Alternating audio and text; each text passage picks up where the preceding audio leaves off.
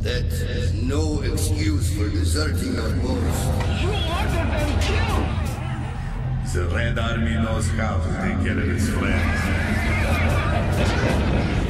I've ordered many deaths. Which specifically are you referring to? Lev Abramovich Izuniy should have been found guilty of crimes against the state. The punishment is death.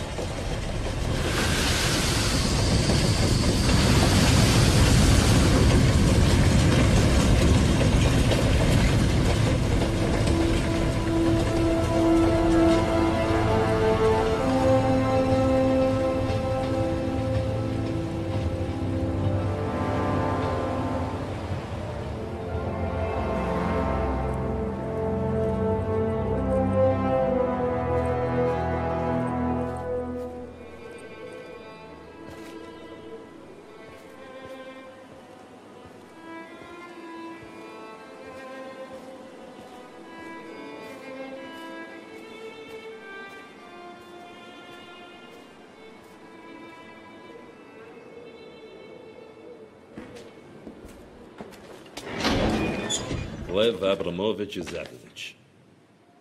Блядь, сукин сын! I come all the way from Moscow to this remote piss hole, and this is how you greet your old commanding officer? What do you want from me, Colonel? I wanted to show you something. Recognize this?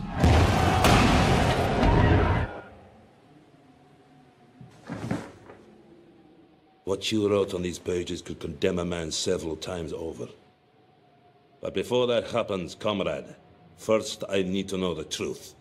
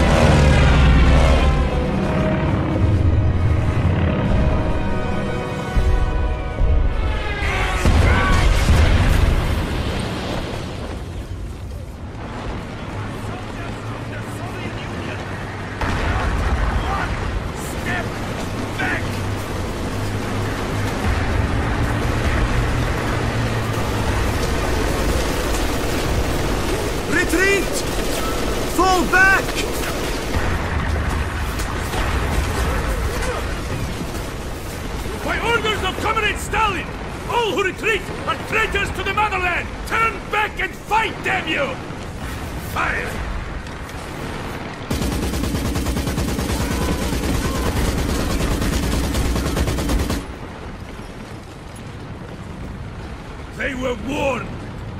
Now, attack!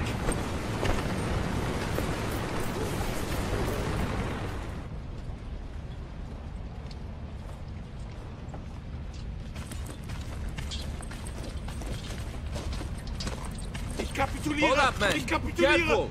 Bitte, bitte! Gnade zeigen! Bitte!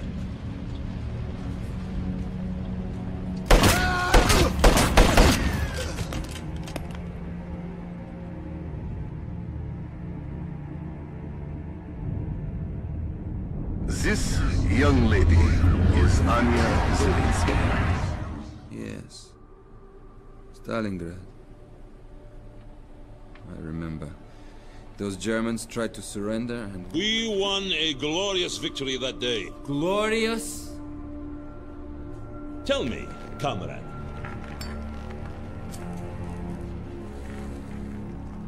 When did you begin to lose faith in the cause? When we first met, you were a true believer. In my men. I always believed in them.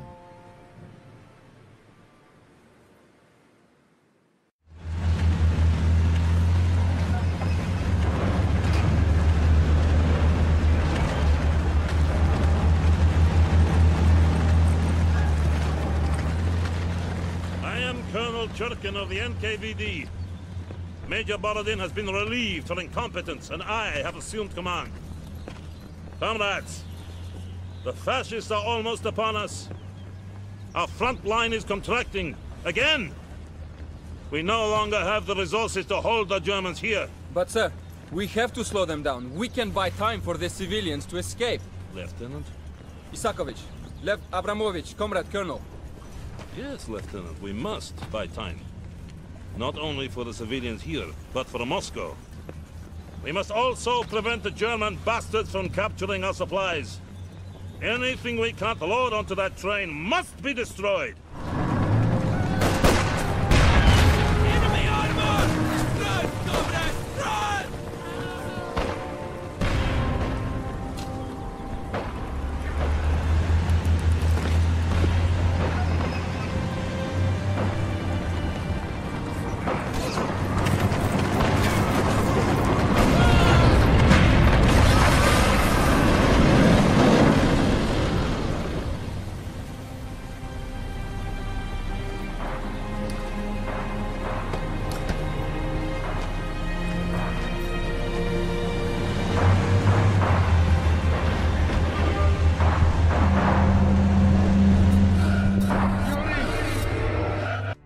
Still see their faces as they stood there, stunned. We sacrificed a few to save a city. You showed great courage that day, comrade. Abandoning my men showed great courage? Yes! We were victorious. We faced an enemy that seemed unstoppable.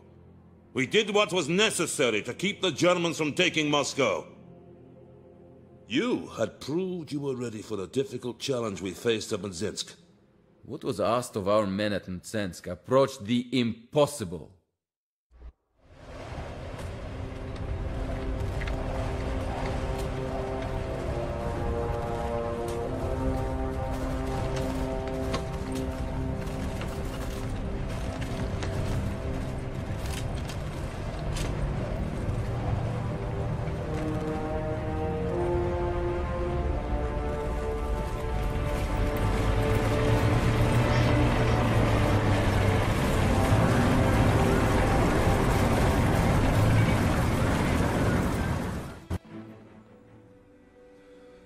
Our victory that day halted the advance of the fascist oppressors. We stopped them, delayed them, which forced them to face the brutal winter to come. But at what cost? You were always willing to sacrifice so many brave men. Were their lives really so cheap? I did not have the luxury to agonize over every soldier I sent to die. They understood what was at stake, and their bravery bought us the time we needed to do what was necessary.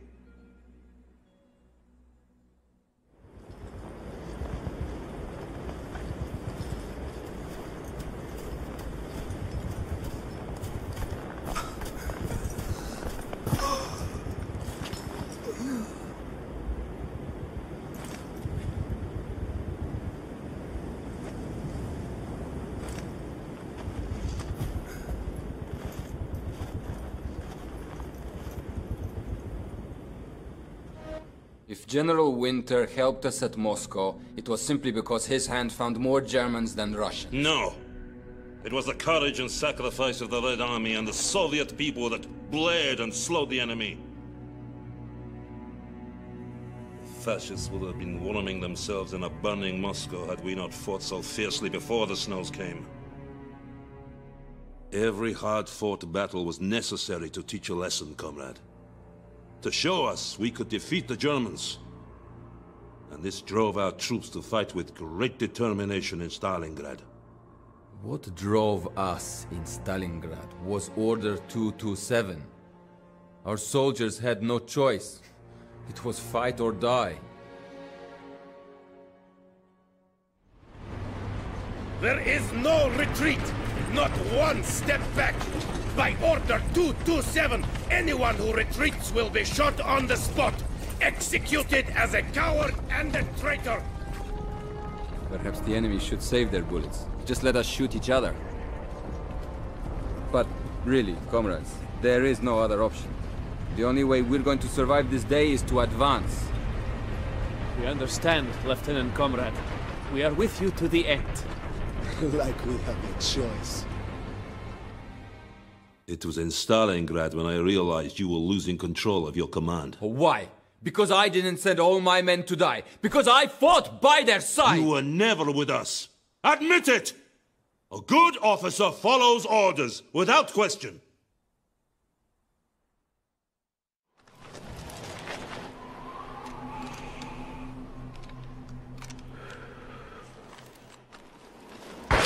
Sniper!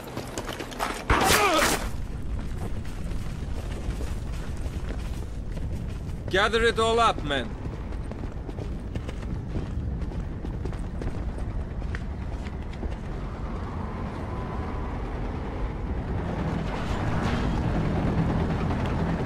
Out! Everyone out! Now!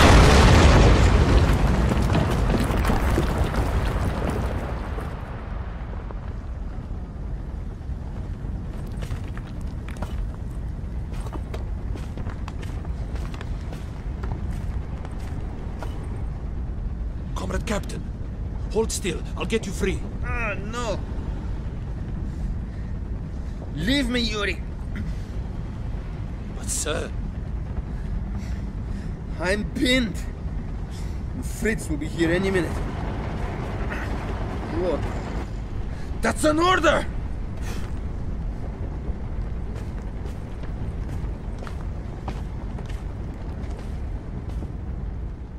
Comrade Captain. Huh? Yuri. I ordered you back to base. Yes, sir. But you did not order me to stay there. I brought help. Major Polivanov let you do this? The Major was busy, Comrade Captain. We exercised initiative. Now let's get this building off you. Where have you been, Private? Preventing the capture of a valiant Soviet officer, Comrade Major.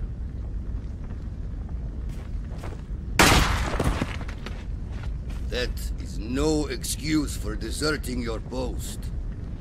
I want the rest of these soldiers executed in the morning, in front of the battalion.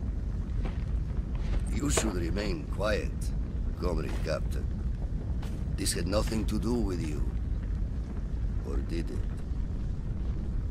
I believe this captain is becoming a bad influence. Put him on the next train to Moscow. I had a lot of time to think about those men and what they did for me, and the price they paid for their bravery. Ah, yes, your long hospital stay. Most educational, I should think, was Sergeant Pozharsky sharing the ward. Sergeant Pozharsky was certainly larger than life. Being in his ward made the time pass quicker. Cheer up, my friend. Why so down in the mouth? You're alive. We must celebrate that and drink to the memories of our comrades who cannot. How can I celebrate, after what I have seen? So drink to forget. It works for me. Yes. But every night, when I close my eyes, I am back in Stalingrad. At least in Stalingrad, you still had food. Leningrad was completely cut off. The Germans starved the city for over a year. Do you know what that kind of suffering does to people? It turns them into animals who will do anything to survive. Anything. But survive, we did. Come, comrades! To battle! Fight! Bring them death!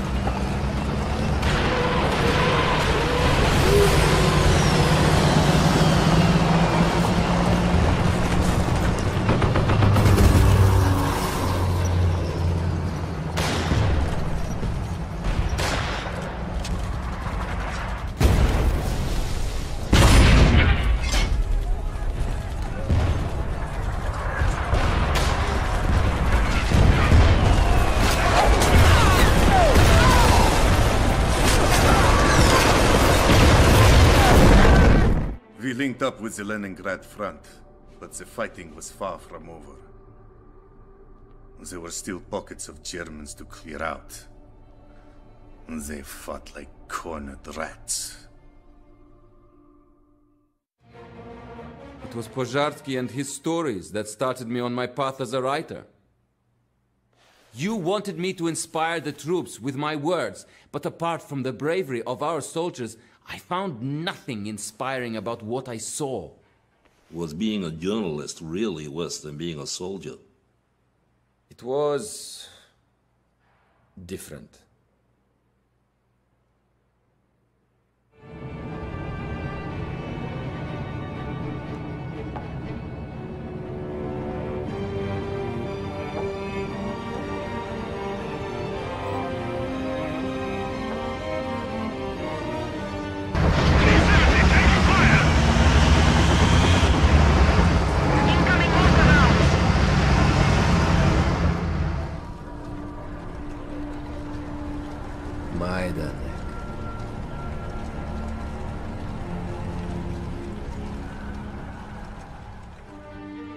After what I saw at Majdanek, I got drunk, and I stayed drunk for days. Yes, you were becoming useless to me. Useless?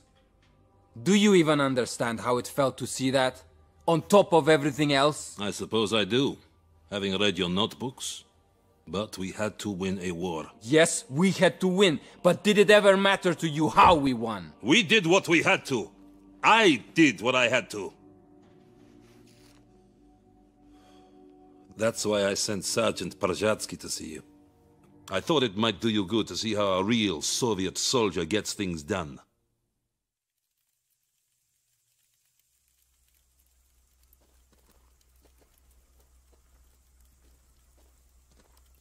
Comrade Izakovich, let me introduce you to our Polish comrades. Well, not exactly comrades. This young lady is Anya Zelinskaya. Anya knows the location of an informant. The Poles are going to convince him to come back with us. You will accompany them. My boys and I have another task, but we'll meet you back here. I will not wait for you, journalist. If you endanger us, I'll kill you myself.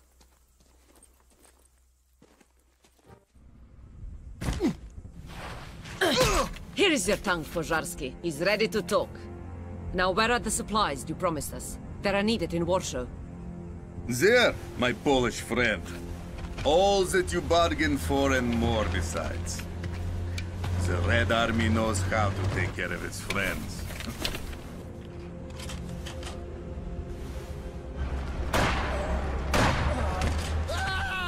What in the name of God have you done, Pozharsky? These Poles were capitalists and thieves. Once the Germans were gone, the Poles would have been fighting us. And we have been at war far too long. Nothing personal. Cutting it a little close, Lieutenant? Majdanek? Partisans? Murder? This is what you want to send? Yes, the people need to hear this. They need your words to inspire them, not fill them with despair. Don't you see how dangerous this is to the war effort? What is dangerous is pretending none of it happened. Those words will not leave this room. You cannot hide the truth forever. You are not thinking straight. A change of perspective will do you good. Report to Colonel Saitov and the 8th Guards. You're assigning me to a penal battalion? This is a death sentence. Go tell their story, Lieutenant. While you still can.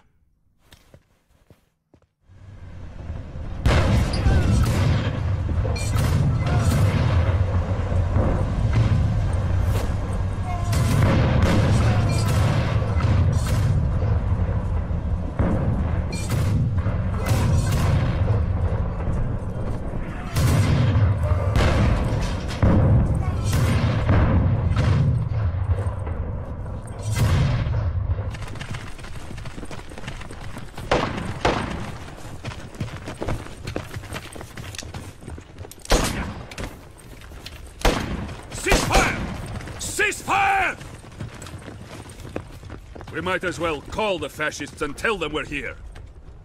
We can't keep chasing them through the woods. We need to change our tactics.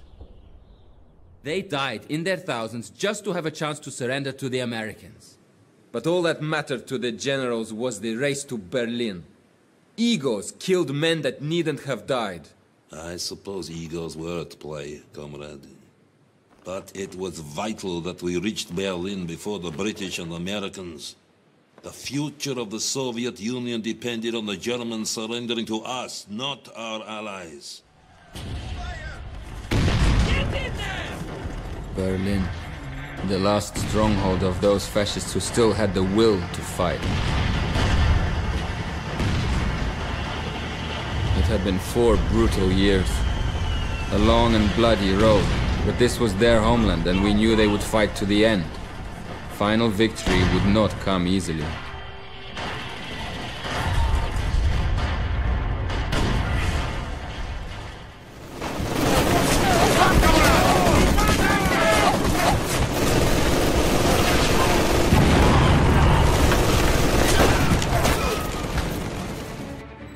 Millions died to raise that flag.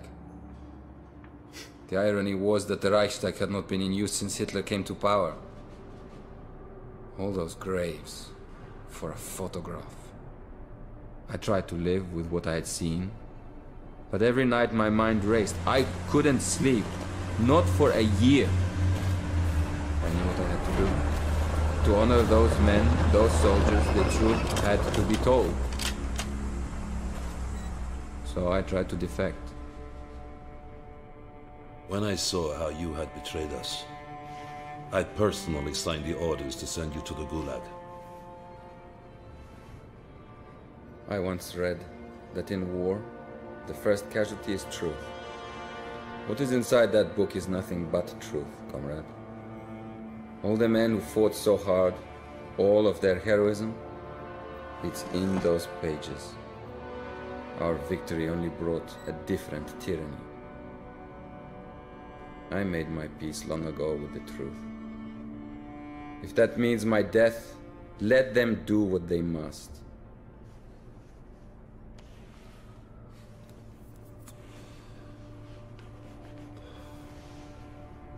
We all reap what we sow, comrade.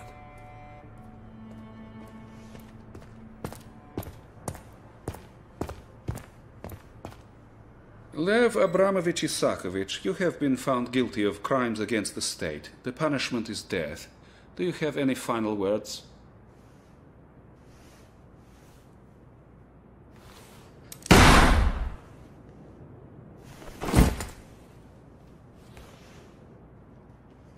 You'd better go now, comrade.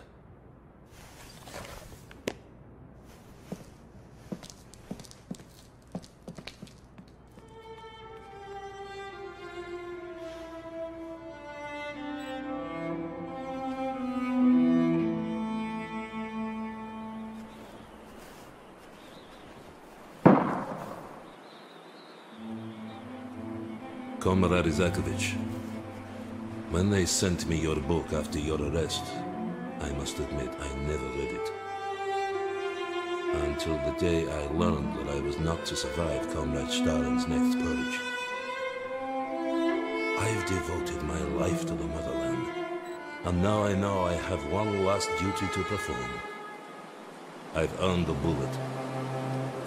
The least I deserve is to choose which bullet. So, I'll take yours. The stories of our brave soldiers need to be told.